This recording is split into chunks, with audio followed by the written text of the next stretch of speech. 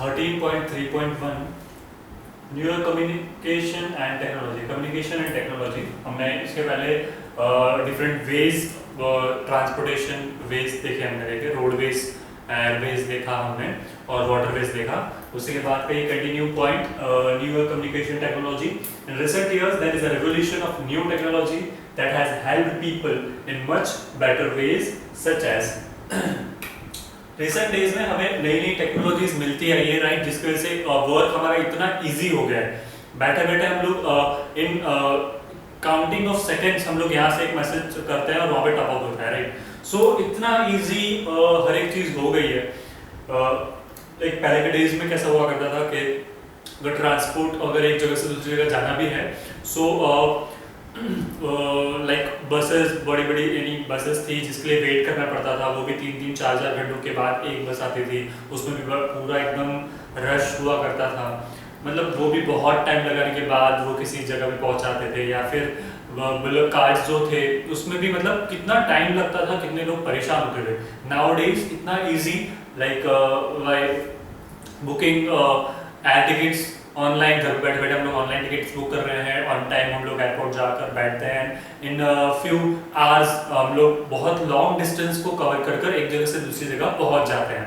उसी की तरह खाने की बात करें तो इतना इजीली हम लोग घर पे बैठे बैठे जो चाहे वो चीज को ऑर्डर करते हैं, in few minutes we get it right. हमें कोई तैयारियां करने की या कुछ ज्यादा प्रिपरेशंस करने की जरूरत नहीं पड़ती है, कितना इजी हो गया है। आप इसको पूरा कंपेयर कर सकते हैं कि nowadays just only because of technology में इतना ज्यादा एडवांसमेंट आने की वजह से इतने सारे चेंजेस हमें देखने मिल रहे हैं right.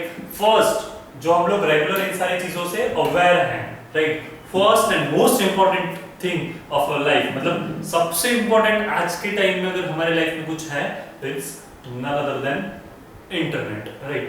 It provides access to several kinds of information. It connects all type of computers across the world to obtain information at the click of a button. एक सिर्फ बटन क्लिक करने पर इतनी सारी इंफॉर्मेशन हमें मिल रही है। हम लोग इमेजिन कर सक रहे हैं कि we are using phone on regular days, but हमें उस चीज का इंपॉर्टेंस एक दिन ऐसा ट्राई कीजिए कि जिस दिन हम लोग पूरे दिन हम लोग फोन को हाथ नहीं लगाए। You can see even कि हम लोग के अराउंड में कितनी सारी चेंजेस हो रहे हैं, उस चीज का भी पता नहीं चलेगा राइट। सो इतनी काइंड्स ऑफ इंफॉर्मेशन वो प्रोवाइड कर रहा है in the just the click of a button right. एक single click of a button पे हमें इतनी सारी इंफॉर्मेशन मिल रही है। Video conferencing right, like we are using Zoom nowadays for conferencing right. So people sitting at far off places can talk and express their views with the help of telecommunication and computer. मतलब एक जगह पे पहले मिलना, offices वगैरह में meetings करना, लोग इतने दूर दूर से आते हैं, इकट्ठा होते हैं, मीटिंग्स करते हैं राइट। और वो जस्ट ऑन अ क्लिक हम लोग एक साथ में लाइक ग्रुप ऑफ पीपल हम लोग इकट्ठा हो रहे हैं, हम लोग डिस्कशन कर रहे हैं और नए नए रूल्स एंड रेगुलेशंस हमारे इंफॉर्मेशन को प्रोवाइड कर रहे हैं, नई नई आइडियाज क्रिएट हो रही है। So how it becomes easy like video conferencing is the another way, just a group of people meeting together online. E-commerce facility available for sale purchase of goods through internet and fax right। जैसे कि हमने बात की like कोई भी चीज हम लोग इजीली मंगवा रहे हैं भाई, हम लोग घर पे बैठे बैठे चीज को ऑर्डर कर रहे हैं और इजीली वो 2-3 डेज में वो चीज हमें घर पे मिल रही है। So facility available for sale and purchase of goods through internet and fax. Internet telephony it is a software program which makes a computer to work like telephone. Software program है जो इजीली हम लोग telephone की तरह हम लोग उसके साथ एक दूसरे से जुड़ सकते हैं। This facility has reduce the call rates drastically, मतलब कॉल रेट्स इसके वजह से कम हो गए हैं। ईमेल की बात करें, it is a method of sending letters और information through internet to anyone in the world in the blink of an eye। मतलब जस्ट एक हमारी आई ब्लिंक होती है तो इतनी देर में इंडिया से किसी और कंट्री में मैसेज जा रहा है, मतलब इन जस्ट सेकेंड्स में इतनी सारी चीजें हो रही है। मतलब हमने प्रीवियस वाले वीडियो में डिस्कस किया था, मतलब एक लेटर आज हम लोग यहाँ से भेज रहे हैं, अराउंड 15 to 20 डेज लेता है वो किसी और स्टेट में जाने के लिए, और स्टेट्स में जाने के बाद भी उसका रिप्लाई आने में और हमें टाइम लगता है राइट। बट यहाँ पे स्टेट नहीं, डायरेक्ट कंट्री टू कंट्री ये चीज चेंज हो रही है इतना easily, just on second to second एक जस्ट बटन हम लोग क्लिक करते हैं और वो message in counting of seconds वो कहीं और कंट्री में जा रहा है। अब बिकम्स इजी, ये चीज यहाँ पे देखने मिल रही है। टेलीमेडिसिन के बारे में देखें तो using this technology doctors can advise as patients sitting at a distance of thousands of kilometers from that, thousands of kilometer के distance बैठे बैठे भी डॉक्टर्स आज घर पे बैठ के उनके क्लिनिक पर बैठ के उनके पेशेंट्स को असिस्ट कर रहे हैं, उनके पेशेंट्स को गाइड कर रहे हैं। सो ये भी एक तरीका है भाई। The scientific advancement and technology has revolutionized the system of communication and brought people very close to each other to be in touch all time and making the world a global village। पूरे world को एक global village बनाकर रख दिया है, ठीक है। सब इतनी सारी कंट्रीज आज हम लोग इजीली बैठे बैठे यहाँ पे अगर एक मैसेज टाइप करते हैं तो वो ऑस्ट्रेलिया लंदन में व्हाट्सएप थ्रू पहुंच रहा है। मतलब हम लोग अभी खाने पीने की भी डिस्कशंस, छोटी छोटी चीजें भी डिस्कस हो पा रही है just only because of telecommunication में हम लोग इतना एडवांसमेंट हो गए हैं, इतना एडवांस चीजें हमने प्रीफर की हैं, ठीक है। So here our chapter is completed with the newer communication technology. आप इसको एक बार रिफर कर सकते हैं और ये सारी चीजों के बारे में आप और इन डेप्थ भी पढ़ सकते हैं to gain the knowledge like advancement in technologies, जिसकी वजह से कितना चेंज देखने मिल रहा है। पहले के टाइम में किस तरह से हुआ करता था एज कंपेयर टू अभी के टाइम में कितना हर एक चीज इतनी इजी हो गई है। Population our greatest resource. All of us hear many people saying that population of India is great problem, right? We all have already heard that this is a great problem for India because of large population. What is happening? We don't have limited resources, जिसकी वजह से हम लोग उनकी जो ये सारी facilities को properly ले नहीं पा रहे, right? Because of large population. You also may be feeling the same. You may have aware that population of India is more than 1 billion and it's still growing. Billion से भी ज्यादा और उसमें भी अभी इंक्रीजिंग मोड पे ही है, increase होती ही जा रही है, right. So it may be overtake the population of China within the next couple of decades, eventually making India the most populous nation of the world. That is, this way the population is quite often seen as a liability, a major hindrance to the development and quality of life of the people. But it is true. But is it true? Right. This is a question for us. Is it true? What? That it is in this way. The population is quite often seen as a liability, a major hindrance to development. Because of increasing population, this is a hindrance of the development. Development होने के लिए ये सारी रुकावटें हैं, right. इतने सारे लोग लाइक डेवलपमेंट को ये कॉप अप नहीं हो पा रहा है, मतलब डेवलपमेंट नहीं दिख रहा है just only because of large population. Quality of life of people और एक life of people quality increase नहीं हो रही है पर्टिकुलर पर्सन के लाइफ की। Is it true?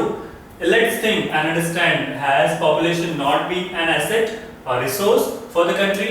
Today India is considering as a leading nation in the world in terms of human power, right? एक तरीके से आप लोग देखने जाए तो in the world की नजरों में India here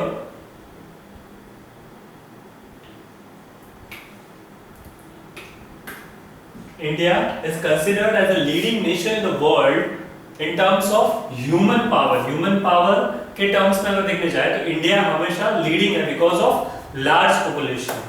One of the major contributory factor for this global standing has been young, educated and productive people of our country. More than 50% of people, मतलब half of the population, we have youngsters, right? तो अब ये youngsters जब ये educated दिख रहे हैं, young है, productive people है of our country, तो ये but obvious है कि ये human power है। दूसरे countries के पास इतने large number of people educated youngsters नहीं अवेलेबल है, राइट? और वो प्रोडक्टिव पीपल नहीं है। They are contributing to the development of the not only our country but many of the foreign countries also. In this context population is an asset for the economy, the greatest resource of the country rather than it's a liability In this lesson, you shall know how population of our country can viewed as a greatest resource. ये resource की तरह किस तरीके से साबित हो सकता है, इस चैप्टर में इसके बारे में पता चलेगा. बट इज एन एसेट, ये एक एसेट है. This is a accounting term asset. Asset मतलब कोई भी जो चीज जो लॉन्ग टर्म के लिए ली हुई हो, वो हमारा एक बोल सकते हैं type. Assets different kinds of assets होते हैं, अलग अलग होते हैं. फिक्स्ड एसेट होते हैं, टेंजिबल होते हैं, इंटेंजिबल होते हैं. जो दिख सकते हैं वैसे एसेट्स, नॉन टेंजिबल एसेट्स होते हैं. बहुत सारे ऐसे अकाउंटिंग टर्म्स में आता है. तो एसेट्स कि जो हमारी पूंजी है, right. So the economy, the greatest resource of the country rather than the liability.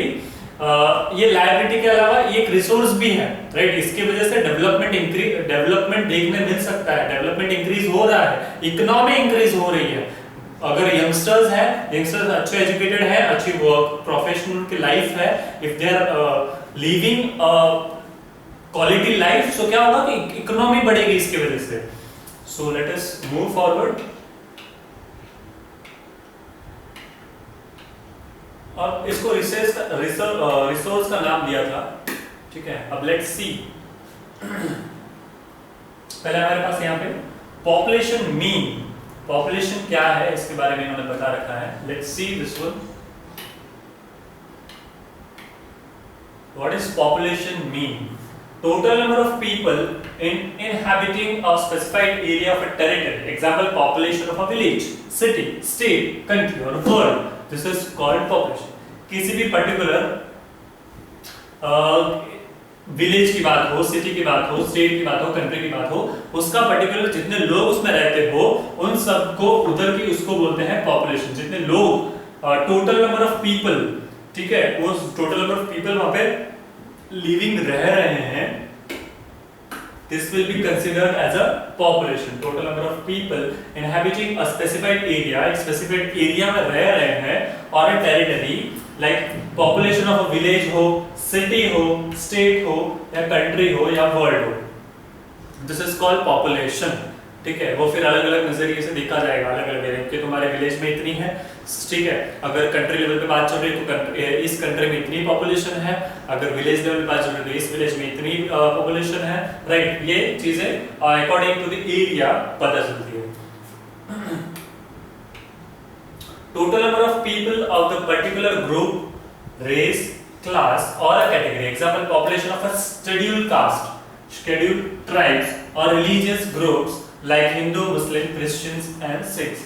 तो ये group of people, right. Total number of group of people, जब उनको अलग अलग उसमें डिवाइड किए होते हैं. जैसे अगर हम लोग रिलीजियस की बात करें तो हिंदूज कितने हैं, मुस्लिम्स कितने हैं, क्रिश्चियंस कितने हैं, सिख्स कितने हैं, इस तरीके से बात करें तो भी वो हम लोग को पॉपुलेशन का पार्ट हम लोग उसे बोल सकते हैं कि इतनी पॉपुलेशन इसमें है, इतनी पॉपुलेशन इसमें है, राइट. ये अनदर एक तरीके से इन्होंने ये चीजें समझा रखी है कि कितने अपर क्लास है, कितने लोअर क्लास है, कितने शेड्यूल्ड कास्ट है, राइट. ये सारी चीजें इसमें बताई हुई है. In a biology, collection of interbreeding organism of a particular species, example population of tigers, deer, etc. तो इसको भी population कहा जाता है. मतलब ब्रीडिंग करता हुआ, इंटरब्रीडिंग करता हुआ ऑर्गेनिज्म हो, ये बायोलॉजी का पार्ट है. बायोलॉजी की तरीके से इसको एक्सप्लेन किया हुआ है. बायोलॉजी के साइंस के टर्म्स में अगर हम लोग बोले तो इसको एक्सप्लेन किया हुआ है यहाँ पे. What is population?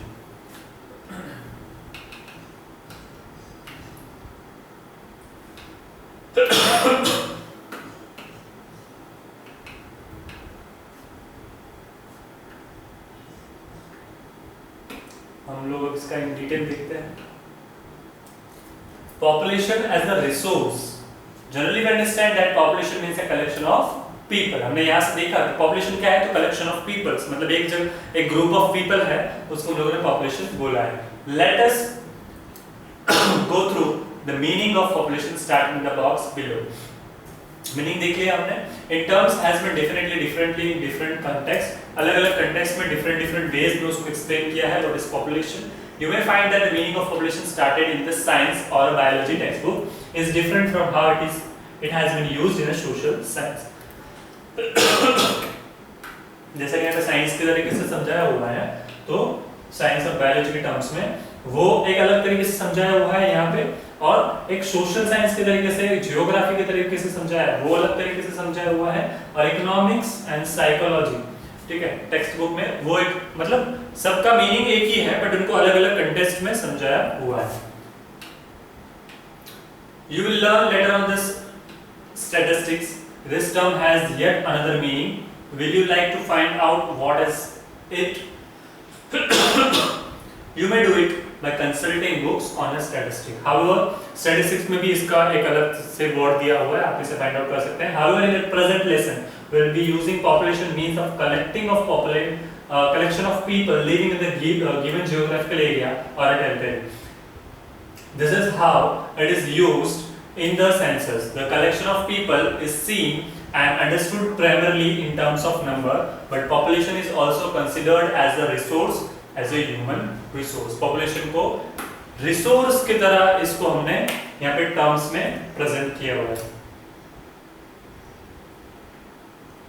Numbers में considered as a resource और a human resource, ठीक है. What is resource? अगर हम लोग को कोई पूछता है what is resource, it is something that can be used and reused. कोई भी चीज जिसको यूज करने में आए या फिर उसका रीयूज करने में आए तो उसे हम लोग बोलेंगे resource. This is a part of resource. कोई भी चीज हो जिसका हम लोग यूज कर रहे हो, right. It is something that can be used and reused. Let us look around the room. We find things like furniture, books, notebooks, pen, cups and others. तो ये सारे इसके एग्जांपल्स इन्होंने दे रखे हैं. We consider them as our resource. ये सारे हमारे लिए क्या है? रिसोर्स है. And use and reuse them in our daily life. इसका हमारे डेली लाइफ में reuse होता रहता है, यूज होता है, उसके बाद उसका reuse भी होता है. Now let us try to trace their order. These are made out of resources which we get from nature. The furniture is made from timber that we obtain from the forest, right? Furniture हमें कहाँ से मिलता है? Timber में से, जो हमें forest से मिलता है.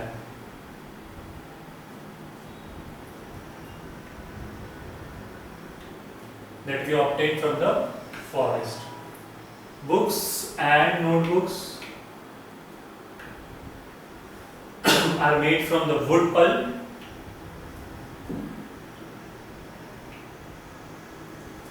Which comes from the forest.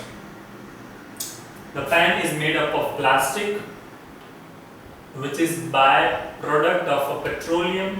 The cup is made of clay found in the soil.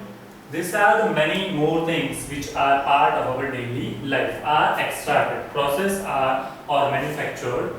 Life are extracted, processed or manufactured from the natural resources. It is of people who, with their physical and mental efforts, convert the natural resources in the various goods and utility.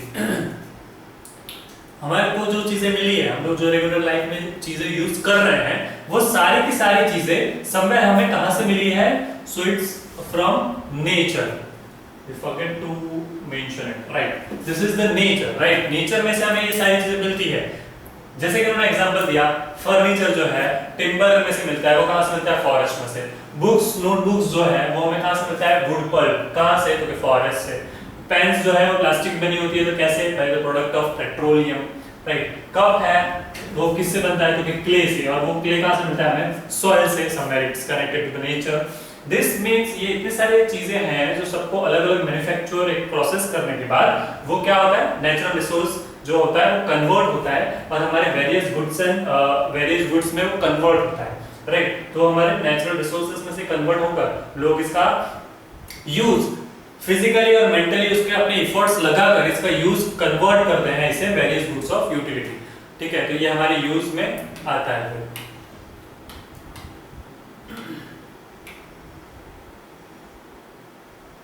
If resources are things that are used and reused, how can population be considered a resource? We all know that the grains which are cultivated in the field, the minerals that are mined and goods which are manufactured in the factories are all produced by the people, right? This is a common thing. इतनी सारी चीजें जो हो रही है, right? the grains which are cultivated in the fields, the minerals that are mined in the goods which are manufactured in the factories are all produced by people. मतलब लोगों से ही ये चीजें बनती है, राइट? हर चीज हम लोग अपने घर पे तो नहीं उगा रहे हैं या फिर बना रहे हैं, right? People of the country produce and develop various facilities and services to make their lives comfortable. मतलब बहुत सारे लोग बहुत सारे अपने अपने दिमाग लगाकर अपने अपने एफर्ट्स लगाकर कुछ न कुछ नई चीजें डेवलप कर रहे हैं, बना रहे हैं, हम लोग उसे कंज्यूम कर रहे हैं. This is all the process. एक इकोनॉमी चल रही है to make their life comfortable. सारी चीजें किस लिए? हमारी लाइफ को कंफर्टेबल करने के लिए. This facilitate whether these are means of transport and communication, schools, colleges, hospitals, electricity producing units, infrastructure of irrigating and others play a significant role in the development of a country. इतनी सारी चीजें like the facilities, whether these are means of transport,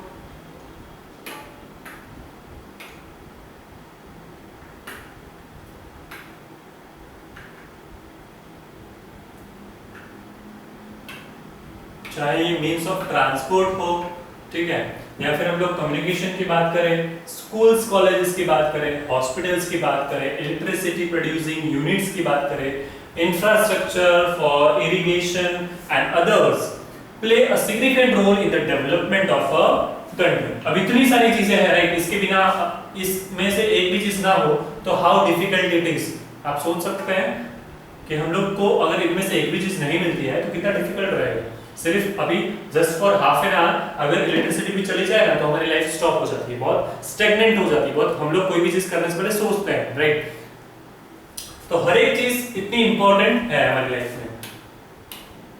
for producing and developing all such facilities and converting them into the useful resource, human being plays a role of best resource. Without human beings, other resources cannot be developed and utilized properly. Therefore, the number of as well as the quality of people collectively is the real and ultimate resource of the country. तो ये सारी चीजें किसकी वजह से चल रही है? सभी की सभी चीजें just only because of human being, humans की वजह से, right? So indirectly this is a resource for us. इतने सारे लोग अगर हैं तो इतने सारे लोगों में अपना कोई कितने सारे लोग कुछ नई नई नई एक्टिविटीज कर रहे हैं जिसकी वजह से हमें क्वालिटी लाइफ मिल रही है. Collectively is the real and ultimate resources of the country. In the view of above, sheer numbers of people, which is determined by the census conducted at periodic intervals, may be ability, but the qualitative population becomes the human capital of the country. For converting the number of into capital, the country has to invest a lot in the form of improving the health and nutritional status of the people. Right? यहाँ पे important है. The number of into capital and country has to invest a lot in the form of improving. country को improve करने के लिए बहुत सारा investment करना पड़ता है to improve the health and nutritional status of the people, their education, specialized training and their overall quality of the life. These investments for improving the quality of people made by the states as well as the society matters a lot. It is initial that every individual develops to the fullest capability and is engaged in the development process of the country. It is therefore important to understand that people as human resource are both an object of development and also a participant in the development. As we discussed earlier, the number of people may not be called resource, but there are certain factors which convert this number into the useful resource. This यहाँ पे एक चीज important है. Discussed earlier, the number of people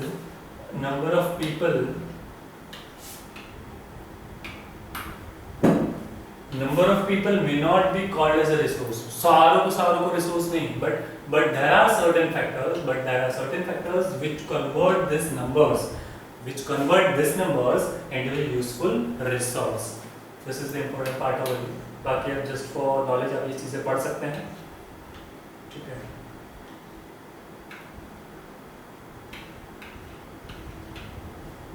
Okay. So this is what we see the resource, किस तरीके से human को एक रिसोर्स कहा गया है। यहाँ पे इन्होंने एक अच्छे से एग्जांपल में हमारे पास यहाँ पे पॉपुलेशन की डेफिनेशन भी है, आप इसे रिफर कर सकते हैं 14.1।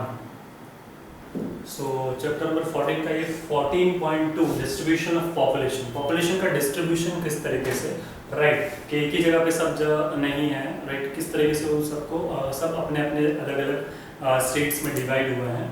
You may have knowing that resources, whether natural or any other, are not evenly distributed. For example, natural resources like forest, iron, ore, or a coal are not found evenly in the world and also within our own country. The same in the case with the human resource. जैसे कि ये है एक ही जगह पे नहीं, but different places पे ये चीजें मिल रही है, right?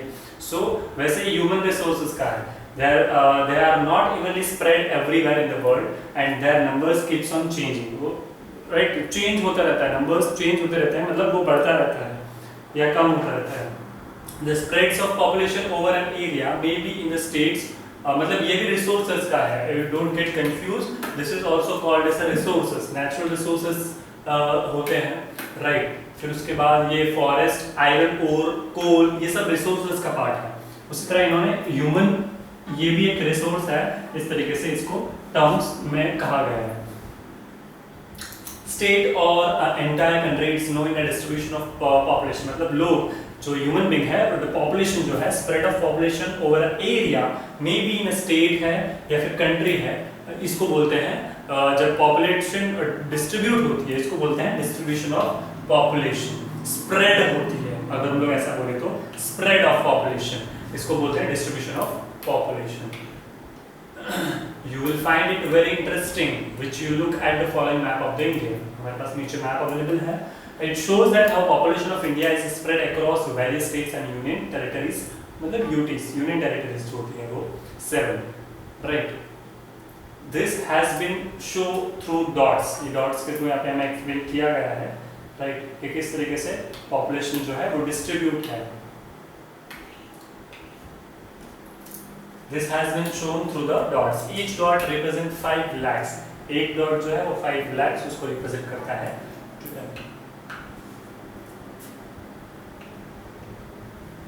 As you see in some states, the number of dots is less. किसी में कम होंगे, substantially large, किसी में large होंगे।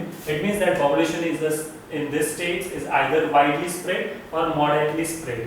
कभी-कभी ये कुछ बहुत ज़्यादा स्प्रेड है और कुछ कहीं जगह पे मॉडरेटली स्प्रेड भी है, but in some other states the dots are very close to the one another, so close that so those parts in the map look at almost painted, and then the spread of the population is very dense. कुछ areas में बहुत ज़्यादा dense है। Let us prepare the list of secretly populated, moderately populated and densely populated states and union territories. ठीक है, इसके देखते हैं हमें इसको किस तरीके से बहुत ज़्यादा, मतलब यहाँ पे हम देख सकते हैं clearly 1 dot is equals to, हमने देखा कि 5 इट्स अराउंड 5 लाख, एक डॉट 5 लाख को रिप्रेजेंट करता है। मतलब यहाँ पे हम देख सकते हैं कि कौन से एरियाज कितने ज़्यादा पॉपुलेटेड हैं, कौन से जगह पे बहुत ज़्यादा कम है पॉपुलेशन, कहीं यहाँ पे बहुत ज़्यादा कम दिख रही है as compare to this part, right? This is a part of Gujarat, जहाँ पे भी हम लोग देख सकते हैं, राइट? ये कितना दिस पार्ट ऑफ गुजरात, मतलब इधर पार्ट में कुछ ज़्यादा ही दिख रहा है, while in this part यहाँ पे कम पॉपुलेशन दिख रही है। द पार्ट ऑफ कच्छ यहाँ पे थोड़ा कम है। यहाँ पे हम लोग देख सकते हैं कि this is the part Porbandar side सब, this is all the part of Porbandar, फिर this is the part of Ahmedabad और हियर बाय, ठीक है, Baroda side, and this is all okay. Let us move forward. Okay, density of population.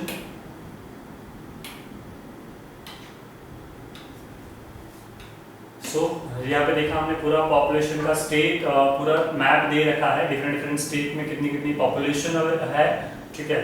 So population of distribution किस तरीके से वो distribute हुई है।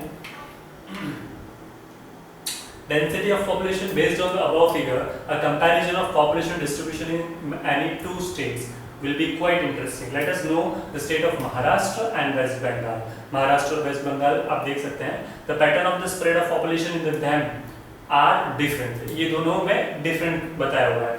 From this simple look at the map, it appears that West Bengal has more population than Maharashtra, but it is not true. हमें map में दिख सकता है कि वेस्ट बंगाल जो है has more population than Maharashtra, Maharashtra से ज़्यादा वेस्ट बंगाल में, but it is not true. Maharashtra has more population and West Bengal, but Maharashtra is thinly populated because its land area is larger than that is the West Bengal.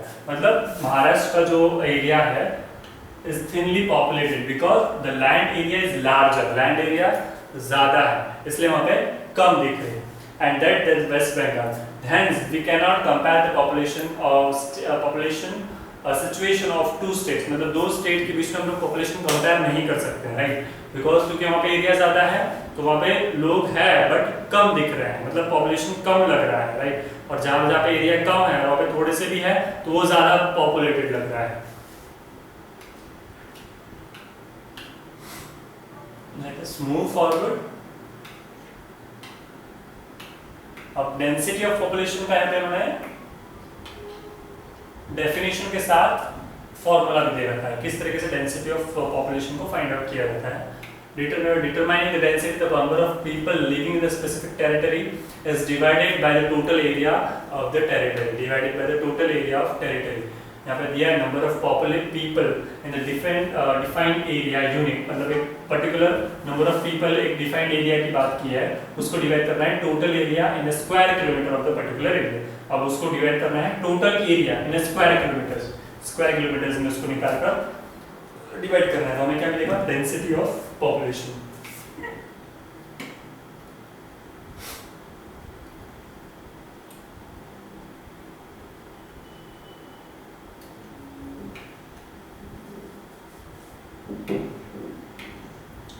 यहाँ पे एक दूसरा एक और map है density of population, यहाँ पे इन्होंने इसके हिसाब से फाइंड आउट किया है। For example let us assume that the population of a district is 2,50,000 and it's area is 1,000 square kilometres. इसके हिसाब से इन्होंने डिवाइड कर एक डेंसिटी ऑफ पॉपुलेशन 250 पर्सन पर स्क्वायर किलोमीटर के एरिया, मतलब इस हिसाब से इन्होंने ये डेंसिटी 2001 का ये मैप दिया रखा है, जिसमें नंबर ऑफ पर्सन्स पर स्क्वायर किलोमीटर 100 और उससे कम हो तो एकदम डॉट डॉट वाला एरिया बता रखा है, राइट? इस तरह के क्रॉस आपके बुक में आप इसे क्लियर देख सकते हैं। So this all about density.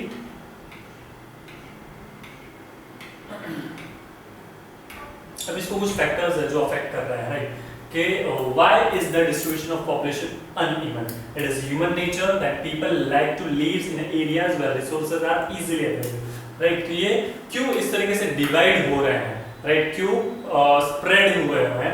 तो ये एक ह्यूमन नेचर में है कि जहाँ जहाँ पे अच्छी अच्छी फैसिलिटीज हमें अवेलेबल हो रही है उन सारे एरियाज में हम लोग फॉरवर्ड होते हैं, मूव होते हैं, राइट? माइग्रेट होते हैं, हम लोग ऐसा बोल सकते हैं। It is a human nature that people like to live in areas where resources are easily available. ऐसे सारे एरियाज में हम लोग रहना पसंद करेंगे जहाँ पे इजीली हमें रिसोर्सेज अवेलेबल हो रहे हो। These resources may be fresh water। अब ये रिसोर्सेज चाहे वो फ्रेश वाटर राइट नहीं, क्योंकि हम लोग नए जगह पे रहने जा रहे हैं तो सबसे पहले हम लोग इस चीज़ के बारे में सोचेंगे, मतलब वहाँ पे अच्छा सही से टाइम टू टाइम पानी आ रहा है, इजीली हम लोग को पानी मिल रहा है, फूड इजीली मिल जा रहा है, मतलब दूर दूर नहीं जाना पड़ रहा है, शेल्टर प्रॉपर है, अपॉर्चुनिटीज ऑफ वर्क हमें इजीली पास में कहीं कुछ ना कुछ वर्क मिल जा रहा है, राइट? और अदर सारे ऐसे छोटी मोटी facilities. The availability of this resources is influenced by the geographical features which is caused uneven distribution. इसके वजह से ये एक अनइवन डिस्ट्रीब्यूशन देखने मिलता है। And therefore density and distribution of population are also uneven. We can divide the factors which affect distribution and density of population into two broad categories, physical and psychoeconomics। दो तरीके से इसको divide किया गया है। Let us read in detail। physical factors क्या है? Three important physical factors influence the distribution and density of population, namely relief, climate and soil। ये तीन तरीके से physical का पार्ट है, relief, climate and soil। What is relief? You may have visited a mountain area or valley and also a plain area and observe that the mountains are less polluted than the plains, right? So क्या observe किया हमने ऐसे बहुत सारी जगह घूमने गए होंगे। अब उस जगह माउंटेन्स वगैरह जगह पे हम लोग घूमने गए हैं, वहाँ पे हम लोग देखा है कि इतने ज्यादा लोग वहाँ पे नहीं रहते हैं, इंस्टेड ऑफ प्लेन एरियाज। हमारी सोसाइटी जैसी है तो सोसाइटी में इतनी ज्यादा पॉपुलेशन है, बट यही पॉपुलेशन हमें माउंटेन एरियाज में या हिली एरियाज में देखने नहीं मिलेगा। Relief which represent that difference in the elevation and slope between the higher and lower parts of the land surface of the given area directly affect the accessibility of the area। मतलब ये सारी चीजें affect करती है, right? This area, the area the area which is easily accessible are most likely to be inhabited by the people. That is why we find that the plains are densely populated and areas of rough relief like mountain and plateaus are not. If you compare density of distribution of population in the northern plains and those in Himalayan areas, you can find that effect or relief. ऐसे areas में क्या होगा जहाँ पे slopes वाली areas है, सो क्या होगा ऐसे एरियाज में कि वहाँ पे लाइक बहुत ज्यादा पानी आ रहा है बारिश गिरने की वजह से, उस वक्त वहाँ पे वो जो नीचे वाले विस्तार वाले जो है एरियाज जो है उसमें पानी भरता रहेगा। तो ऐसे एरियाज को लोग कम प्रीफर करते हैं, इंस्टेड के ऐसे अपर में हो एरियाज जहाँ पे कम पानी भरता हो, अच्छे से हम लोग नेचुरल रिसोर्सेज का ध्यान रखते हैं, जैसे अच्छे से हवा मिल रही हो, अच्छे से हमें पानी इजीली अवेलेबल होता हो। ऐसे सारे एरियाज में लोग फॉरवर्ड होना ज्यादा पसंद करते हैं, माइग्रेट होना ज्यादा पसंद करते हैं।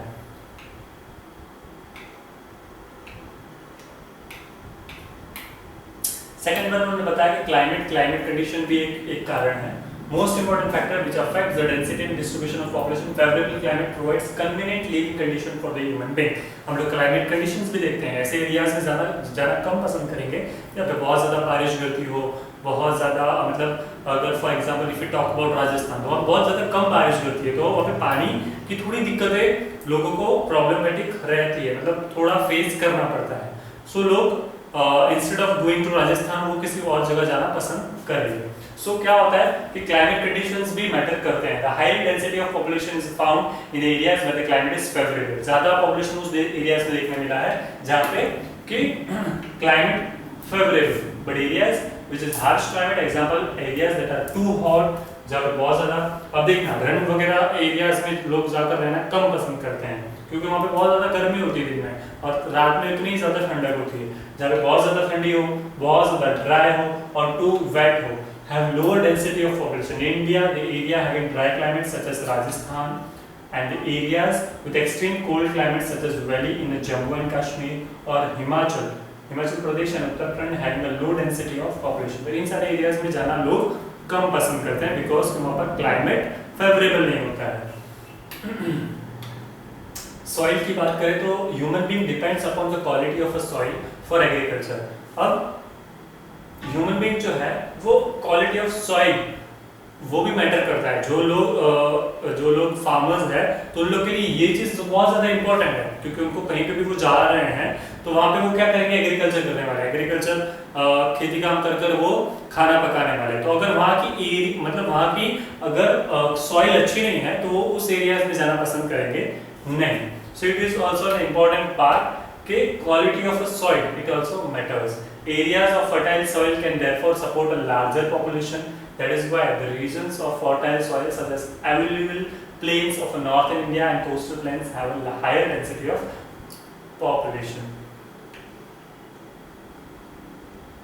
One of other hand, the areas which less fertile soils like parts of Madhya Pradesh, Rajasthan, Chhattisgarh have low density population. इन सारे areas में कम खेती वगैरह होता है, मतलब as compared to other states यहाँ पे कम, यहाँ पे अच्छा फेवरेबल कंडीशन न मिलने की वजह से अच्छी सी एरिया ऑफ लाइक जहाँ पे अच्छा कल्टीवेशन किया जाए, मतलब सॉइल अच्छी हो, तो ऐसे लोग ज़्यादा पसंद करते हैं। इन सारे एरियाज में जाना कम पसंद करते हैं। This is all about